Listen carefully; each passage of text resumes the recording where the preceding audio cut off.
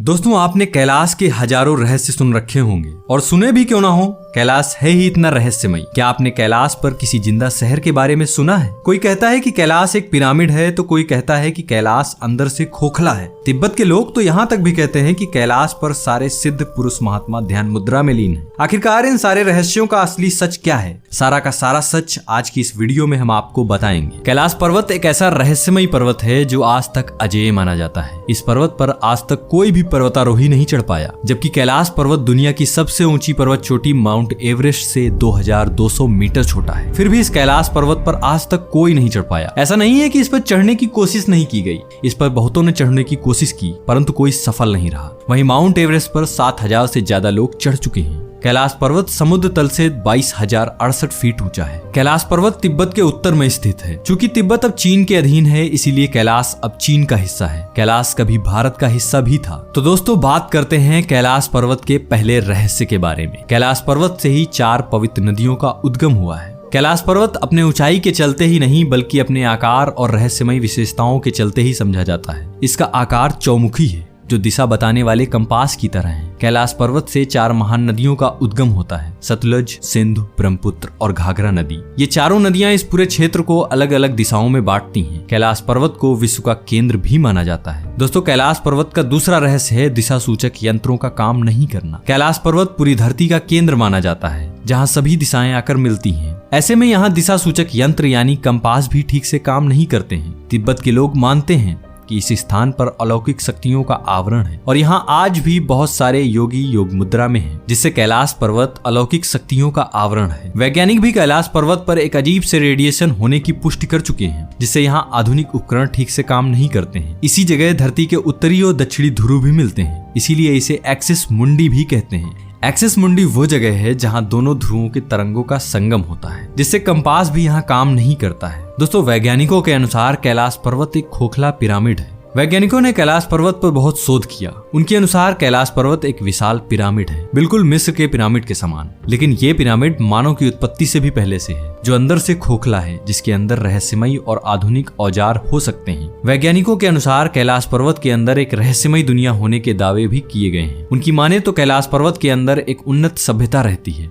जो कैलाश पर्वत के मौसम को कंट्रोल करती है और खुद को संरक्षित करती है। एक और बात इस जगह को और रहस्यमय बनाती है, वो है यति यानी कि हिम मानव। यहाँ कई बार हिम मानव देखे जाने की पुष्टि हो चुकी है, जिसकी पहचान प्राचीन आदिमानव से की जाती है। दोस्तों, कैलाश पर्वत का अगला रहस्य है कि यहाँ पर समय बहुत तेजी से बढ़ता है। आप माने या न माने, यहाँ जाने वाले यात्री और वैज्ञानिकों ने महसूस किया है कि कैलाश पर्वत पर उनके बाल और नाखून बहुत तेजी से बढ़ रहे हैं। ये किसी अकेले ने नहीं, लगभग सभी ने महसूस किया है। इसी आधार पर वैज्ञानिकों ने बताया है कि यहाँ समय की गति बहुत तेज हो जाती है। हालांकि वैज्ञानिक इसके पीछे के कारण को अभी तक समझ नहीं सके हैं। दोस्तों, कैलाश पर्वत की चोटी पर 2 रहस्यमय झीलें भी स्थित हैं। कैलाश पर्वत पर स्थित पहली झील है मानसरोवर झील, जो दुनिया में सर्वाधिक ऊंचाई पर स्थित शुद्ध पानी की सबसे बड़ी झील है। यह झील 320 वर्ग किलोमीटर के क्षेत्र में फैली है और झील का आकार सूर्य के समान है। दूसरी है राक्षस झील, जो दुनिया में सबसे ऊंचाई पर स्थित खारे पानी की सबसे बड़ी झील है। यह झील 225 वर्ग किलोमीटर में फैली है और इसका आकार चंद्रमा के समान है। पुराणों में मानसरोवर झील को ही क्षीर सागर भी कहा गया है। क्षीर सागर कैलाश पर्वत से 40 किलोमीटर की दूरी पर स्थित है। इसी क्षीर सागर में भगवान विष्णु और माता लक्ष्मी शेषनाग पर बैठकर पूरे संसार को संचालित करते हैं। और राक्षस झील के बारे में यह मान्यता है कि इसी झील के पास बैठकर रावण ने भगवान शिव की घोर तपस्या की थी, इसीलिए इसका नाम राक्षस झील भी पड़ गया। दोनों झीलें एक दूसरे के इतने पास होने के बावजूद इनके गुणों में होने वाला अंतर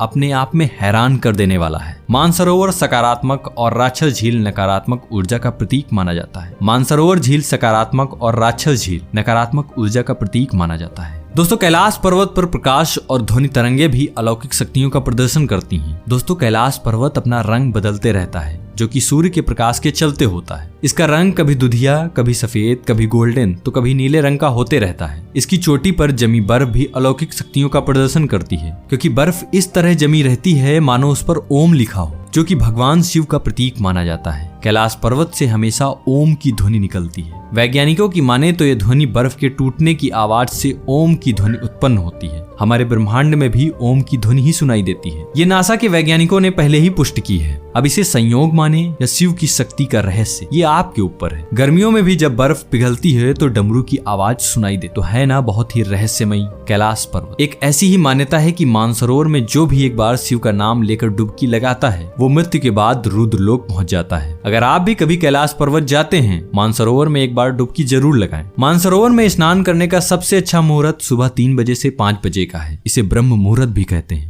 कहा जाता है कि देवतागण भी यहाँ इसी मुहूर्त में स्नान करने आते हैं। कैलाश पर्वत अपना आकार बदलते रहता है। कैलाश पर्वत की ऊंचाई 6638 मीटर है। इसकी चोटी की आकृति विराट शिवलिंग की तरह है, जिस पर पूरे साल बर्फ जमी रहती है। परंतु तमाम कोशिशों के बावजूद कोई पर्वतारोही कैलाश पर्वत की चोटी तक नहीं पहुंच पाया। ऐसा माना जाता है कि 11वीं शताब्दी में एक तिब्बती बौद्ध योगी मिलारेपा ने कैलाश पर्वत पर अपनी चढ़ाई पूरी की थी, परंतु इसे एक अपवाद ही माना जा रहा है, क्योंकि मिलारेपा ने स्वयं भी कभी इसकी पुष्टि नहीं की थी। 20वीं सदी में पश्चिमी देशों के अनेकों पर्वतारोहियों ने अनेक बार कैलाश पर्वत पर चढ़ने की कोशिश की थी, परंतु हर बार उन्हें असफलता ही हाथ लगी। जब उन पर्वतारोहियों से बात की गई तो अद्भुत तथ्य सामने आए। किसी ने कहा कि कैलाश पर्वत पर चढ़ते ही अचानक से मौसम बदलने लगता है, चढ़ना नामुमकिन सा हो जाता है। तो किसी ने कहा कि हम दिशा भ्रमित हो गए थे, तो किसी ने कहा हम ठीक ठाक चढ़ ही रहे थे, अचानक से आगे का रास्ता गायब हो गया और तेज बारिश होने लगी। कैलाश पर्वत पर ऐसी रहस्यमय घटनाओं को देखते हुए चीन सरकार ने 2001 में कैलाश पर्वत पर चढ़ाई के लिए पूर्ण रूप से प्रतिबंध लगा दिया। दोस्तों, माना जाता है कि स्वर्ग जाने का रास्ता भी कैलाश पर्वत से ही है। तिब्बत के लोगों का मानना है कि कैलाश पर्वत से ही स्वर्ग जाने का रास्ता है और कैलाश पर्वत के नीचे 2 दिव्य शहर बसे हुए हैं। पहला है संभाला और दूसरा है अगाधा, और संभाला की रक्षा पालौकिक शक्तियां कर रही हैं। वैज्ञानिकों का मानना है कि कैलाश पर्वत में अजीब सी रेडिएशन आती है और यहाँ पर किए गए प्रयोगों से साफ स्पष्ट होता है कि यहाँ पर कुछ तो रहस्यमयी है। इसीलिए हिमालय पर्वत की चोटी पर बहुत से लोग चढ़ चुके हैं, परंतु कैलाश पर्वत पर आज तक कोई नहीं चढ़ पाया है। अब तो इस पर चढ़ने की मनाही भी हो चुकी है। संघाई चीन के वासी डॉक्टर लुइसिन ने संभाला के बारे में खोज करते हुए कहा है कि पूरी दुनिया में उस जगह पर आधुनिक उपकरणों का प्रयोग करना नामुमकिन है, क्योंकि वहाँ के वासी हमसे अत्यधिक उन्नत और आधुनिक हैं। और उन्होंने आगे कहा कि कैलाश पर्वत से ही पृथ्वी से स्वर्ग जाने का मार्ग है। यहाँ के लोग टेलीपैथी के माध्यम से दुनिया के किसी भी व्यक्ति से बात कर सकते हैं और किसी भी घटना की जानकारी क्षणों में पता लगा सकते हैं। कई धर्म ग्रंथों में इस जगह को स्वर्ग भी कहा गया है, जहाँ दुख, दर्द, लोभ, मोक्ष, माया,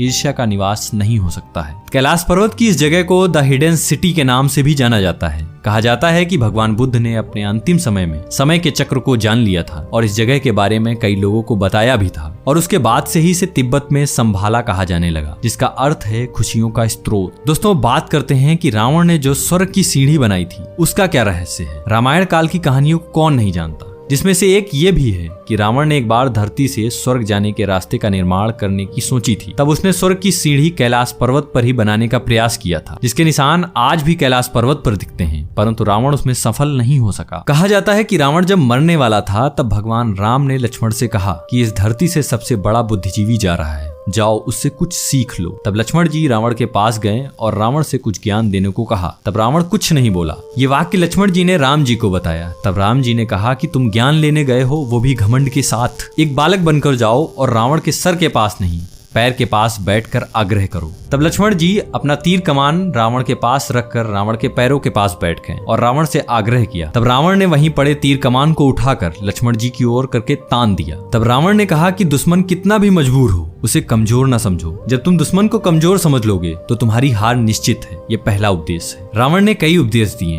अंततः रावण ने कहा कि कोई भी काम वक्त पर मत टालो, क्या पता किसी समय वक्त ही न बचे। मैंने अपनी जिंदगी में सारे काम किए, परंतु एक काम नहीं कर सका, क्योंकि मैंने सोचा मैं तो अमर हूँ, मेरे पास वक्त की कोई कमी नहीं है। इसीलिए धरती से स्वर्ग तक की सीढ़ी नहीं बना सका। तो दोस्तों, ये थे कुछ कैलाश पर्वत के बारे में रहस्य। दोस्तों, ये वीडियो आपको कैसी लगी कमेंट बॉक्स में जरूर बताएं। वीडियो को लाइक करें, शेयर करें। मिलते हैं